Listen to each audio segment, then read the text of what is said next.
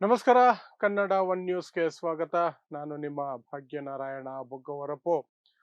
ಸ್ಥಳೀಯ ಚುನಾವಣೆಗಳು ಬರ್ತಾ ಇದಾವಲ್ಲ ಕರ್ನಾಟಕದಲ್ಲಿ. ಆ ಚುನಾವಣೆಗಳಲ್ಲಿ ಬಿಜೆಪಿ ಜೊತೆಯಲ್ಲಿ ಜೆಡಿಎಸ್ ಮೈತ್ರಿ ಮಾಡಿಕೊಳ್ಳೋದಿಲ್ಲ, ಅದು ಕಷ್ಟ ಆಗತ್ತೆ ಅನ್ನುವಂತಹ ಮಾತುಗಳನ್ನ ಸ್ವತಃ ಜೆಡಿಎಸ್ನ ರಾಷ್ಟ್ರೀಯ ಅಧ್ಯಕ್ಷರಾಗಿರುವಂತಹ HDದೇವೇಗೌಡರು ಸುದ್ದಿಗೋಷ್ಠಿಯಲ್ಲಿ ಮಾತಾಡ್ತಾ ವಿವರವಾಗಿ ಹೇಳಿದ್ದಾರೆ.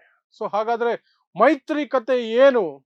ನಾನು ಆರಂಭದಿಂದಲೂ ಹೇಳ್ಕೊಂಡು ಬರ್ತಿರುವಂತಹದ್ದು 2028ರ ಚುನಾವಣೆ ಹೊತ್ತಿಗೆ ಮೈತ್ರಿ ಮುರಿದು ಬೀಳುತ್ತೆ. ಅದಕ್ಕೆ ಕಾರಣಗಳನ್ನು ಸಹ ಈ ಹಿಂದೆಯೂ ಸಹ ಹೇಳಿದ್ದೆ, ಇವತ್ತು ಮತ್ತೆ ಹೇಳ್ತೀನಿ. ಅದರ ಜೊತೆಗೆ ದೇವೇಗೌಡರ ಈ ಮಾತಿನ ಅರ್ಥ ಏನು ಮತ್ತು ಈ ಮಾತು ಬರೋದಕ್ಕೂ ವಿಜಯೇಂದ್ರ, ಬಿಜೆಪಿ ರಾಜ್ಯಾಧ್ಯಕ್ಷ ವಿಜಯೇಂದ್ರ ಕೊಟ್ಟಂತಹ ಹೇಳಿಕೆ ಇದೆಯಲ್ಲ, ಸ್ಥಳೀಯ ಚುನಾವಣೆಗಳಲ್ಲಿ ನಾವು ಏಕಾಂಗಿಯಾಗಿ ಅಧಿಕಾರಕ್ಕೆ ಬರ್ತೀವಿ ಅನ್ನುವಂತಹ ಒಂದು ಸ್ಟೇಟ್ಮೆಂಟ್, ಅದು ಯಾವ ಮಟ್ಟಕ್ಕೆ ಕೆಲಸ ಮಾಡಿದೆ ಅದನ್ನು ಸಹ ತಿಳ್ಕೊಳ್ಳೋ ಪ್ರಯತ್ನ ಮಾಡೋಣ. ಸೊ ಮೊದಲಿಗೆ ದೇವೇಗೌಡರು ಹೇಳಿದ್ದೇನು, ದೇವೇಗೌಡರನ್ನ ಪ್ರಶ್ನೆ ಕೇಳೋದು.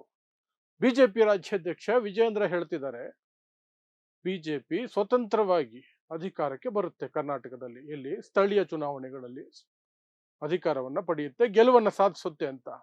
ಅದಕ್ಕೆ ಪ್ರತಿಕ್ರಿಯೆ ಕೊಟ್ಟಂತಹ ದೇವೇಗೌಡರು, ಅದು ಅವರು ಯಾವುದೋ ರೀತಿ ಹೇಳಿರಬೇಕು, ಅವರಿಗೆ ಅನುಭವ ಕಡಿಮೆ ಇದೆ ಅನ್ನುವ ರೀತಿಯಲ್ಲಿ, ಆ ರೀತಿಯಲ್ಲಿ ವಿಜಯೇಂದ್ರ ಮಾತನ್ನ ತೇಲ್ಸಿದ್ರು. ಅದರ ಜೊತೆಗೆ ಹೇಳಿದ್ರು, ಇಂತಹ ಸಣ್ಣ ಸಣ್ಣ ಎಲೆಕ್ಷನ್ಗಳಲ್ಲಿಯೂ ಸಹ ನಾವು ಹೋಗಿ ದೆಹಲಿ ಮಟ್ಟದಲ್ಲಿ ಮೋದಿ ಅಮಿತ್ ಶಾ ಜೊತೆಲೆಲ್ಲ ಮಾತಾಡಕ್ಕಾಗೋದಿಲ್ಲ, ಇಲ್ಲಿ ನಾವು ಪ್ರತ್ಯೇಕವಾಗಿಯೇ ಸ್ಪರ್ಧೆ ಮಾಡೋದೇ ಸಾಧ್ಯತೆಗಳು ಹೆಚ್ಚು, ಅಥವಾ ಆ ರೀತಿನೇ ಮಾಡ್ತೀವಿ, ಮೈತ್ರಿ ಇಲ್ಲಿ ಮಾಡಿಕೊಳ್ಳೋದು ಸಾಧ್ಯ ಇರಲ್ಲ ಅಂತ ಹೇಳುವ ಮೂಲಕ ಮೈತ್ರಿ ಇಲ್ಲವೇ ಇಲ್ಲ ಅನ್ನೋದನ್ನ ಆಲ್ಮೋಸ್ಟ್ ಕನ್ಫರ್ಮ್ ಮಾಡಿದ್ದಾರೆ. ಸ್ಥಳೀಯ ಚುನಾವಣೆಗಳಲ್ಲಿ ಮೈತ್ರಿ ಇರೋದೇ ಇಲ್ಲ ಅಂತ.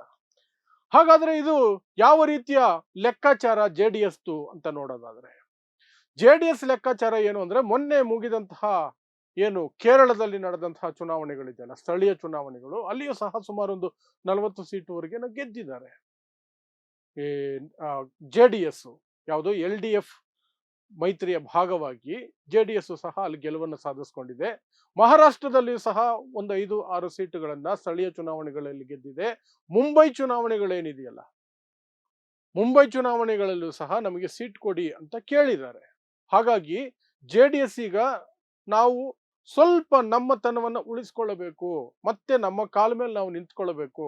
2023ರ ವಿಧಾನಸಭಾ ಚುನಾವಣೆಗಳ ನಂತರ ಸಂಪೂರ್ಣವಾಗಿ ನೆಲ ಕಚ್ಚಿದಂತಹ ಜೆಡಿಎಸ್ ಕೇವಲ 19 ಸೀಟು ಮಾತ್ರ ಗೆಲ್ಲೋದಕ್ಕೆ ಸಾಧ್ಯ ಆಗಿತ್ತು. ಅದರಲ್ಲೂ ಚನ್ನಪಟ್ಟಣ ಕಳ್ಕೊಂಡ ಮೇಲೆ 18ಕ್ಕೆ ಬಂದಿದೆ. ಹಾಗಾಗಿ ಆ ಸಂದರ್ಭದಲ್ಲಿ ಬಿಜೆಪಿ ಜೊತೆ ಮೈತ್ರಿ ಮಾಡಿಕೊಳ್ಳೇಬೇಕಾದಂತಹ ಅನಿವಾರ್ಯತೆ ಇತ್ತು. ಇಲ್ಲದೆ ಹೋದ್ರೆ ಪಕ್ಷ ಸಂಪೂರ್ಣವಾಗಿ ನಾಶವಾಗಿ ಹೋಗುವಂತಹ ಆತಂಕ ಇತ್ತು. ಬಟ್ ಈಗ ಈಗ ಆ ಆತಂಕದಿಂದ ಅದು ಪಾರಾಗಿದೆ.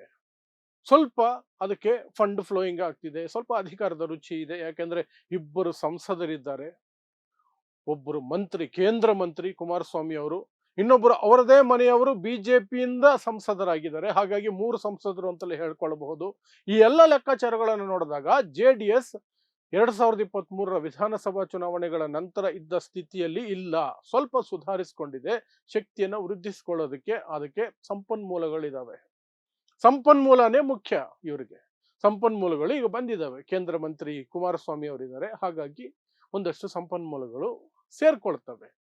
ಹಾಗಿರ್ಬೇಕಾದ್ರೆ ನಾವು ಈಗಲಿಂದಲೇ ಬಿಜೆಪಿಯನ್ನೇ ಅವಲಂಬಿಸಿ ಅದರ ಹಿಂದೆನೇ ಹೋದರೆ 2028ರ ವಿಧಾನಸಭಾ ಚುನಾವಣೆಗೆ ಬಿಜೆಪಿಯವರು ನಮ್ಮನ್ನ ಹೇಗೆ ಬೇಕೋ ಹಾಗೆ ಕುಣಿಸ್ತಾರೆ ಅನ್ನುವಂತಹ ಭಯ, ಆತಂಕ ಜೆಡಿಎಸ್ಗೆ ಕಾಡೋದಕ್ಕೆ ಶುರುವಾಗಿದೆ. ಜೆಡಿಎಸ್ನ ವರಿಷ್ಠರಾದಂತಹ HDದೇವೇಗೌಡರಿಗೂ ಅದೇ ಆತಂಕ ಕಾಡೋದಕ್ಕೆ ಶುರುವಾಗಿದೆ. ಏನಾಗಬಹುದು 2027-28ರಲ್ಲಿ ಅಂತ ನಾನು ಮೊದಲಿಂದ ಹೇಳ್ಕೊಂಡು ಬರ್ತಿರುವಂತಹದ್ದು, ಈ ಮೈತ್ರಿ ವರ್ಕೌಟ್ ಆಗೋದು ಬಹಳ ಕಷ್ಟ ಇದೆ. ಯಾಕೆಂದ್ರೆ ಜೆಡಿಎಸ್ ಕನಿಷ್ಠ 100 ಸೀಟ್ ಆದ್ರೂ ಕೇಳುತ್ತೆ. ಐ ಆಮ್ ಟೆಲಿಂಗ್ ಯು, ಕನಿಷ್ಠ. ಬಟ್ ಜೆಡಿಎಸ್ 100 ಸೀಟ್ ಗೆಲ್ತೀವಿ ಅಂತ ಹೇಳ್ತಿದೆ. 2028ರಲ್ಲಿ ನಾವು 100 ಗೆಲ್ತೀವಿ ಅಂತ. 100 ಗೆಲ್ತೀವಿ ಅಂದ್ರೆ ಅಟ್ಲೀಸ್ಟ್ ಒಂದು 150 ವರ್ಗಾದ್ರೂ ಸ್ಪರ್ಧೆ ಮಾಡ್ಬೇಕಾ, 130 ವರ್ಗಾದ್ರೂ ಸ್ಪರ್ಧೆ ಮಾಡ್ಬೇಕಾ? 224ರಲ್ಲಿ ಇವರಿಗೆ 100 ಸೀಟ್ ಗೆಲ್ಲಬೇಕಂದ್ರೆ 130-150 ಸೀಟ್ ಆದ್ರೂ ಸ್ಪರ್ಧೆ ಮಾಡಬೇಕು. ಇವರು ಎಕ್ಸ್ಟ್ರಾಡಿನರಿ ಪರ್ಫಾರ್ಮೆನ್ಸ್ ಮಾಡಿ ಅಭ್ಯರ್ಥಿಗಳು ಆಲ್ಮೋಸ್ಟ್ ಎಲ್ಲರೂ ಗೆದ್ರೆ ಆ ನಂಬರ್ಸ್ ಬರೋದು. ಹಾಗೆ ಮಾಡ್ಬೇಕಾದ್ರೆ 150 130 ಅಟ್ಲೀಸ್ಟ್ ಸ್ಪರ್ಧೆ ಮಾಡಬೇಕು. 224ರಲ್ಲಿ 130 ಸೀಟನ್ನ JDSಗೆ ಬಿಜೆಪಿ ಬಿಟ್ಕೊಡುತ್ತಾ? ಹಾಗೆ ಬಿಟ್ಕೊಟ್ಬಿಟ್ರೆ JDSಗೆ ಏನು ಉಳಿಯುತ್ತೆ? 90+ ಸೀಟುಗಳು. ಬಿಜೆಪಿ ಏನು ತನ್ನನ್ನು ತಾನೇ ನೇಣಿಗೆ ಹಾಕೊಳ್ಳುತ್ತಾ ಕರ್ನಾಟಕದಲ್ಲಿ? ಅದಕ್ಕೆ ಆಲ್ಮೋಸ್ಟ್ ಮೈಸೂರು ಭಾಗದಲ್ಲಿ ಬಿಟ್ರೆ ಬೇರೆ ಕಡೆಗಳಲ್ಲಿ ಅಲ್ಲಲ್ಲಿ ಶಕ್ತಿ ಇದೆ. ಇಲ್ಲಿವರೆಗೂ ಸ್ವತಂತ್ರವಾಗಿ ಯಾವತ್ತೂ ಅದು ಅಧಿಕಾರಕ್ಕೆ ಬಂದಿದ್ದಿಲ್ಲ. ಆಪರೇಷನ್ ಕಮಲದಂತಹ ನೀಚತನ ಮಾಡಿಕೊಂಡೇ ಅದು ಅಧಿಕಾರವನ್ನು ಅನುಭವಿಸಿರೋದು. ಆದರೆ ಅಟ್ಲೀಸ್ಟ್ 100 ದಾಟುವಂತಹ ಶಕ್ತಿ ಅದರ ಹತ್ರ ಇದೆ. 100ರವರೆಗೆ ಹೋಗುವ ಶಕ್ತಿ ಇದೆ ಬಿಜೆಪಿಗೆ. ಅದು 100ರವರೆಗೆ ಹೋಗಬೇಕು ಅಂದ್ರೆ ಅದು 170 200ವರೆಗೂ ಸ್ಪರ್ಧೆ ಮಾಡ್ಬೇಕಲ್ವಾ? ಅದು 170 200 ಸ್ಪರ್ಧೆ ಮಾಡಿದ್ರೆ ಉಳಿಯೋ 40ರಿಂದ 50 ಸೀಟುಗಳಲ್ಲಿ JDSಗೆ ಕೊಡೋದಕ್ಕೆ ಸಿದ್ಧವಾಗಿರುತ್ತಾ? ಅದು ಡೌಟು. JDSಗೆ 40 ಸೀಟ್ ಕೊಡಬಹುದು. 40 ತಗೊಳ್ಳೋದಕ್ಕೆ JDS ರೆಡಿ ಇರುತ್ತಾ? 40 ತಗೊಂಡ ಮೇಲೆ ಕರ್ನಾಟಕದಲ್ಲಿ ಅದಕ್ಕೆ ಏನಾದರೂ ಮರ್ಯಾದೆ ಉಳಿಯುತ್ತಾ JDSಗೆ? ಅದು ಸಾಧ್ಯ ಇಲ್ಲ. ಹಾಗಾಗಿ 2028ರಲ್ಲಿ ಮೈತ್ರಿ ಸುತಾರಾಮ್ ಸಾಧ್ಯ ಇಲ್ಲ. ಅಂಟಿಲ್ ಅನ್ಲೆಸ್ JDS ಮತ್ತಷ್ಟು ಕುಸಿದು ಇನ್ಯಾವುದಾದ್ರೂ ಹಗರಣದಲ್ಲಿ ಯಾವ್ದಾದ್ರು ಸಿಗಾಕೊಂಡು ಮೋದಿ ಆಡಳಿತದ ಭಯದಲ್ಲಿ, ತನಿಖಾ ಸಂಸ್ಥೆಗಳ ಭಯದಲ್ಲಿ ಏನಾದರೂ ಶರಣಾದರೆ ಉಂಟು. ಇಲ್ಲದೆ ಹೋದ್ರೆ JDS ಬಿಜೆಪಿ ಮೈತ್ರಿ ಸಾಧ್ಯನೇ ಇಲ್ಲ. ಯಾಕೆಂದ್ರೆ 50-50 ಆದರೂ ಕೇಳುತ್ತೆ JDS. ಆದರೆ ಬಿಜೆಪಿ 30ರಿಂದ 40 ಸೀಟ್ ಕೊಟ್ರೆ ಹೆಚ್ಚು ಅಂತ ಹೇಳುತ್ತೆ.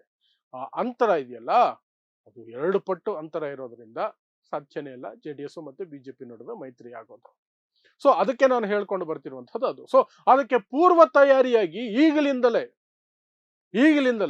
ಸ್ಥಳೀಯ ಚುನಾವಣೆಗಳಲ್ಲಿ ಪ್ರತ್ಯೇಕವಾಗಿ ಸ್ಪರ್ಧೆ ಮಾಡುವ ಮೂಲಕ, ಸ್ವತಂತ್ರವಾಗಿ ಸ್ಪರ್ಧೆ ಮಾಡುವ ಮೂಲಕ JDS ಇನ್ನಷ್ಟು ಸಂಖ್ಯೆಗಳನ್ನು ಹೆಚ್ಚಿಸ್ಕೊಳ್ಳೋದು. ಅಟ್ಲೀಸ್ಟ್ ಎಲ್ಲೆಲ್ಲ ಸಾಧ್ಯ ಇದೆಯೋ ಅಲ್ಲೆಲ್ಲ ಗೆಲುವು ಸಾಧಿಸುವ ಮೂಲಕ ಸ್ಥಳೀಯ ಚುನಾವಣೆಗಳಲ್ಲಿ ಒಂದಷ್ಟು ಅಧಿಕಾರ ಹಿಡಿದಿದ್ರೆ ಒಂದು ಬಾರ್ಗೇನಿಂಗ್ ಪವರು ಜಾಸ್ತಿ ಬರುತ್ತೆ. 2028ಕ್ಕೆ ಬಿಜೆಪಿಗೆ. ನೋಡಿ, ನಮ್ಮಲ್ಲಿ ಸ್ಥಳೀಯವಾಗಿ ಇಷ್ಟು ಗೆದ್ದಿದ್ದೀವಿ, ಇಷ್ಟು ಜಾಗಗಳಿದೆ, ಇಷ್ಟು MLAಗಳು ಬೇಕು ಅಂತ.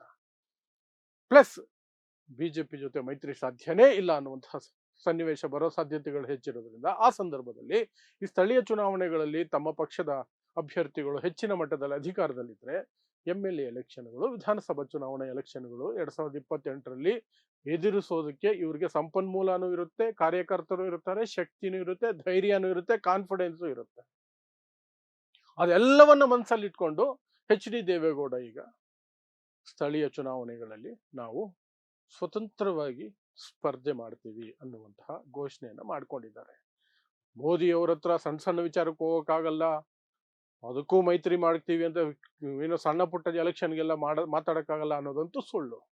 ಸಾಧ್ಯತೆಗಳಿದ್ದಿದ್ರೆ, ಅವ್ರಿಗೆಲ್ಲ ಸರಿ ಇದ್ದಿದ್ರೆ, ಒಂದೇ ಒಂದು ಕಾರ್ಪೊರೇಟ್ ಎಲೆಕ್ಷನ್ ಆದ್ರು, ಒಂದೇ ಒಂದು ಗ್ರಾಮ ಪಂಚಾಯತ್ ಎಲೆಕ್ಷನ್ ಆದ್ರೂ ಮೈತ್ರಿ ಬಗ್ಗೆ ಮಾತಾಡಿರೋರು. ಮಾತಾಡಲ್ಲ ಅಂತಲ್ಲ, ಬಟ್ ಅವ್ರಿಗೆ ಈ ಪ್ಲಾನಿಂಗ್ ಇದೆ. JDS ಅನ್ನ ಮತ್ತೆ ನಿಲ್ಲಿಸ್ಬೇಕು, 2028ಕ್ಕೆ ದೊಡ್ಡ ಪ್ರಯತ್ನ ನಡೆಸಬೇಕು ಅಂತ. ಸೊ ಇದಿಷ್ಟು ದೇವೇಗೌಡರು ಇವತ್ತು ಕೊಟ್ಟಂತಹ ಸ್ಟೇಟ್ಮೆಂಟ್ ಹಿನ್ನೆಲೆಯಲ್ಲಿ ನಾವು ನೋಡಬಹುದಾದಂತಹ ಅಂಶಗಳು. ಸೊ ಸ್ಥಳೀಯ ಚುನಾವಣೆಗಳಲ್ಲಿ JDS ಮತ್ತು ಬಿಜೆಪಿ ನಡುವೆ ಮೈತ್ರಿ ಇರೋದಿಲ್ಲ ಅಂತ 99% ಕನ್ಫರ್ಮ್ ಆಗಿದೆ. 1% ರಾಜಕೀಯದಲ್ಲಿ ಯಾವಾಗಲೂ ಅನುಮಾನ ಇದ್ದೇ ಇರುತ್ತೆ. ಕೊನೆ ಕ್ಷಣದಲ್ಲಿ ಮೇ ಬಿ ಸಮ್ ಚೇಂಜಸ್ ಆದರೂ ಆಗ್ಬೋದು ಅಷ್ಟೇ. ಸೊ ನೋಡ್ತಾ ಇರಿ ಸಮಾಜಕ್ಕಾಗಿ ಕನ್ನಡ 1 ನ್ಯೂಸ್. ನಮಸ್ಕಾರ.